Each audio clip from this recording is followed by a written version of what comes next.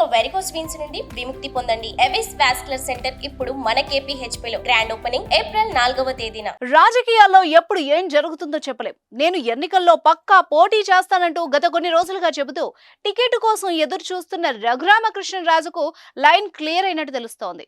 ఆయన టీడీపీ నుంచి పోటీ చేసే అవకాశాలు కనిపిస్తున్నాయి. తాజాగా ఆయన చంద్రబాబుతో భేటీ అయ్యాక టికెట్ పై కన్ఫర్మేషన్ వచ్చినట్టు తెలుస్తోంది.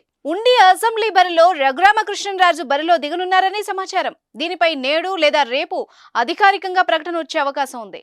ప్రస్తుతం విజయవాడలో ఉన్న రఘురామ చంద్రబాబుతో భేటీ అయి టీడీపీ కండువా కప్పుకోనున్నారు.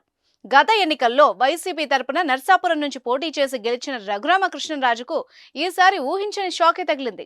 వైసీపీకి దూరం జరిగి టీడీపీకి దగ్గరైన ఆయనకు తీవ్ర నిరాశ ఎదురైంది. పొత్తులో భాగంగా నర్సాపురం ఎంపీ టికెట్టు బీజేపీకి దక్కగా అక్కడ అభ్యర్థిగా శ్రీనివాసవర్మను బరిలో నింపారు. అప్పటి నుంచి రఘురామ పోటీపై సందిగ్ధత నెలకొంది. తాను ఏ పార్టీలో లేనని, తనను టీడీపీ, జనసేన, బీజేపీ పట్టించుకోవడం లేదని కమెంట్స్ చేస్తూ వస్తున్నారు. అయితే ఎన్నికల బరిలో మాత్రం ఉంటానని ఆశలు పెట్టుకున్నారు. కానీ ఊహించని విధంగా టీడీపీలో చేరి ఉండి నుంచి పోటీ చేస్తారని ప్రచారం జరగడం ఇప్పుడు ఏపీ రాజకీయాల్లో సంచలనం సృష్టిస్తోంది.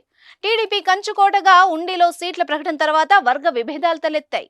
మాజీ ఎమ్మెల్యే శివరామరాజును కాదని సిట్టింగ్ ఎమ్మెల్యే రామరాజుకు చంద్రబాబు మరోసారి టికెట్ కేటాయించడంతో శివరామరాజు అలిగి టీడీపీకి దూరంగా ఉన్నారు.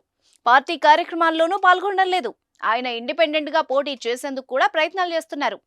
ఆయన వైసీపీలో చేరతారన్న ప్రచారం కూడా ఉంది. మరి ఇలాంటి సీటులో రఘురామకృష్ణరాజు బరిలో దించితే పరిష్కారం దొరుకుతుందని చంద్రబాబు ఆలోచన చేస్తున్నట్టు సమాచారం. మరి ఉండే టికెట్ రఘురామకిస్తే నియోజకవర్గంలో ఎలాంటి పరిస్థితులు తలెత్తుతాయో చూడాలి. సుమన్ టీవీలో మీ పర్సనల్ అండ్ బిజినెస్ ప్రమోషన్స్ కోసం కింది నెంబర్కి కాంటాక్ట్ చేయండి.